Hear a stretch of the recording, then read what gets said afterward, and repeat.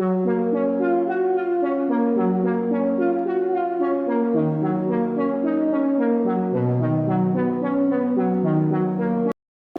የምንገኘው ቦሌ ክፍለ ከተማ ወረዳ 1 በተለምዶ 40 መጋዘን ተብሎ የሚጠራው አካባቢ ነው።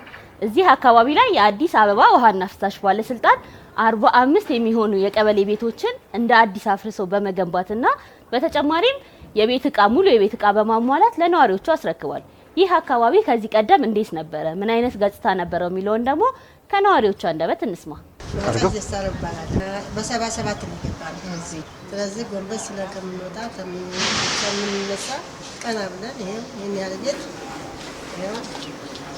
ውሃ ልማት ሰርቶልናል። ክብር ለመድኃኔዓለም። ስሜ ሬድዋን ሙሳ ይባላለሁ። በጣም ይሄን እንዲህ ሰርታችሁ ያስረከባችሁን ውሃና ፍሳሽን በጣም አመሰግናለሁ። መንግስታችንንም በጣም አመሰግናለሁ። የነበርነው ቤት በፊት ጭቃ ቤት ነበረ። በጣም ተባይ ምንም አይጥመ ወረሰው ቤት ነበር። አሁን ግን በሌላ ቤት ለውጣችሁ ያስገባችሁን እናንተ አሁንም ምስጋናችንን ከፍ አድርገን መንግስታችንንም እናንተንም እናመሰግናለን። የለችሩሳ 40 ዓመት ነው እዚህ ቤት ውስጥ የኖርነው። ቤቱ የወደቀ ቤት ነው። በቃ የወደቀ ቤት መግባት እንኳን ያቃተን ቤት ነው። ጭቃ ቤት 40 ዓመት ነው። ቀላል አይደለም። የተሰራ 40 ዓመት ነው እና እሱ ውስጥ ያለነው ብዙ ነገር አሳልፈናል። አሁን ደግሞ ተመስገን ነው። መንግስት ደረሰልን፣ ቆንጆ ቤት ሰራልን። ተመስገን ነው። ይሄ መሰለ ቤት አገኘን።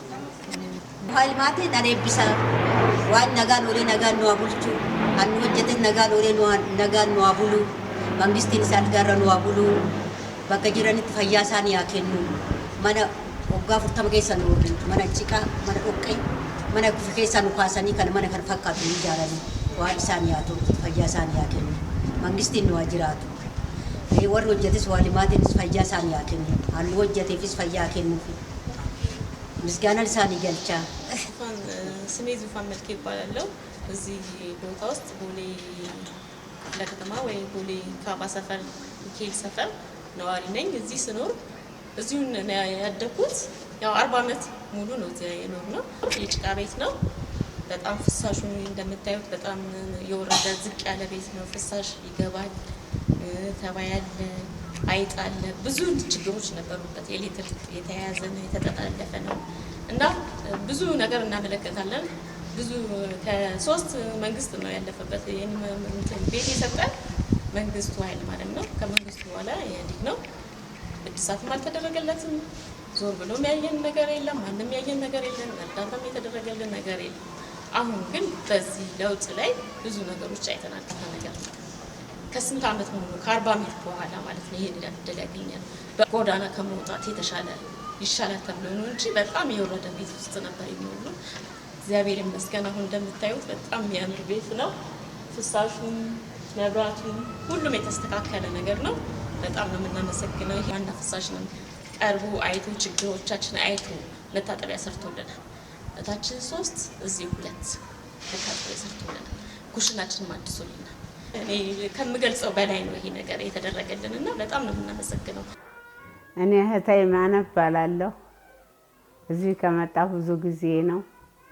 ቤቴ በጣም ፈራርሶ ተቸግሬ ነበረ። እግዚአብሔር አመጣችሁ አስተካከላችሁልኝ። አሁን በጣም ደስ ብሎኛል። እግዚአብሔር ጤናና እድሜ ይስጣችሁ። ውሃና ፍሳሽን አመሰግናለሁ። ጤና ይስጣችሁ። በጣም እድሜና ጤና ይስጣችሁ። ቤቱ በጣም የሚያፈስ ነበረ። በቃ የጭቃ ቤት ነው፣ እያፈሰሰ ነው። በሩን እኔ አስገጥሜው ነበረ፣ ግን ሌላው ጭቃው ምናምን ረግፎብኝ ታዕሜ በላይ ሆኖ ነበረ። በጣም ጸሎት ላይ ነበርኩ። ጸሎት ደረሰልኝ። እግዚአብሔር አመጣችሁ። እግዚአብሔር ይስጥልኝ። በጣም አመሰግናለሁ። እሟይ ቴናት ተስፋዬ ዘለለው በ77 ጥቅምት 3 ቀን ከዚህ ቦታ ተቀመጥኩኝ። እስካሁን ድረስ እኖራለሁኝ። ተመስገን ጌታ ነኝ። አሁንም ደግሞ ፀሐይ ወጥቶልኛል። ላደረገችውልኝ ትብብር መንግስት ላደረገልኝ ትብብር፣ ውሃ ልማት ላደረገልኝ ትብብር በጣም አመሰግናለሁ። ከትኋን ወጥቼ ከጎርፍ ወጥቼ ተመስገን። ይሄው 2 ቀን ከቤቴ ገብቼ ከተኛው። ክብሩ ይስፋ። ሰለሞን አበራ እባላለሁ። በዚህ ወረዳ አንድ ላይ ከ30 ዓመት በላይ በዚች ቤት ውስጥ ኖር ያለው። ይሄ ቤት በፊት በእንደዚህ አይነት መንገድ አልነበረም። ጭቃ ቤት ነበረ። በየጊዜው በየሰዓቱ በክረምት በመጣ ቁጥር በስጋት ነበረ የምንኖረው። በዛ ላይ ደግሞ ይሄ የምታዩት የኤሌክትሪክ ገመዶች በሙሉ በጣም አስቸጋሪ ሁኔታ ውስጥ ነበሩ። ለእሳት አደጋ፣ ለውሃ ጎርፍ ሁሉ እንፈራ ነበር እና ያ የነበረውን ነገር መንግስታችን በዚህ መንገድ አስቦን ይህንን የመሰለ ቤት ሰርቶልን ስለገባን በጣም ደስተኞች ሆነናል። ከዛ በተረፈ ለዚህ ጉዳይ በሙሉ ብዙ ሰዎች የደከሙትን ውሃ ልማት የውሃና ፍሳሽ መስሪያ ቤት በጣም ከሚባለው በላይ ተመስጋኙ እሱ ነው። ምክንያቱም ለኛ በሚሊዮን የሚቆጠር ሁሉ ገንዘብ ነው። የኔ ቤት አሁን አንዱ ይውጣ ይሄን ያክል ቢባል ከሚገባው በላይ ዋጋውን መተመን ከማልችለው በላይ ስለሆነ ውሃና ፍሳሽን በጣም እናመሰግናለን። እኔ አረጉ ብርሃኑ እባላለሁ። የምኖረው ካዋ ሰፈር ነው። የቀበሌ ቤት ድሮ የነበረው ቤት እኔ ውሃ በሳፋ ነበረ ደቅኝም ምተኛው ክረምት ሲሆን፣ አሁን ግን ተቀይሮልኝ እኔ በጣም ደስ ብሎኛል። እኔም ባለቤቴም በጣም ደስ ብሎናል። እናመሰግናለን። ውሃ ልማትም ቀበሌ አስተዳደሮቹም በጣም ነው የምናመሰግነው። ከንቲባም አብይ አህመድም በጣም እናመሰግናለን። እግዚአብሔር ይስጥልን። በጣም ደስ ብሎኛል። ስሜ ሞላ ለገሰ እባላለሁ። በዚህ በወረዳ 1 110 በሚባል አካባቢ የሚኖር ስፍራ ነው ያለ ነው። የቀበሌ ቤት ዙሪያ እዚህ አካባቢያችን እንግዲህ ጥሩ ቦታ ያልነበረ ቦታ ነው።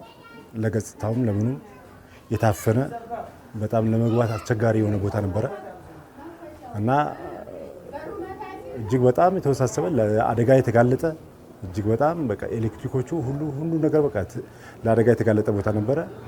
ይህም ቦታ መንግስት አይቶ እንደገና ደግሞ ውሃና ፍሳሽም ተመልክቶት ወረዳውም ይህን ቦታ አይቶት እንደዚህ ለደካሞች በሚሆን መልኩ በጥሩ ሁኔታ የተሰራ ቤት ከነተሟላ እቃ ጋር መንግስት ስላስገባለን እጅግ አድርገን ነው የምናመሰግነው። በእውነት ብዙ ደካማ ሰዎች ናቸው ያሉት። እነዚህ ሁሉ ደካማ ሰዎች የሚያመሰግኑ ሰዎች ናቸው። ምክንያቱም በጥሩ ቦታ ላይ አልነበሩም። ፍራሽ ቤት ውስጥ የሚሸት ቤት ውስጥ ነው የነበሩት።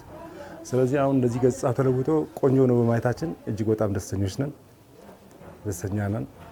ስለዚህም ወረዳውን እናመሰግናለን፣ የሰሩ ሰዎች እናመሰግናለን፣ ውሃና ፍሳሽን እጅግ አድርገን እናመሰግናለን።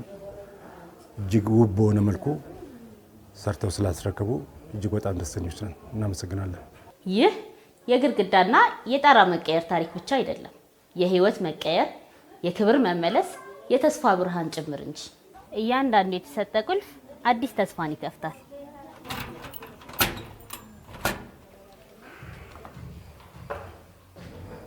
እያንዳንዱ ቤት የተሻለ ማህበረሰብ መሰረት ይሆናል። ይህ ቤት የአንድ ሰው ወይም የአንድ ተቋም ብቻ ሳይሆን የተባበረ ክንድና የጋራ ኃላፊነት ውጤት ጭምር ነው።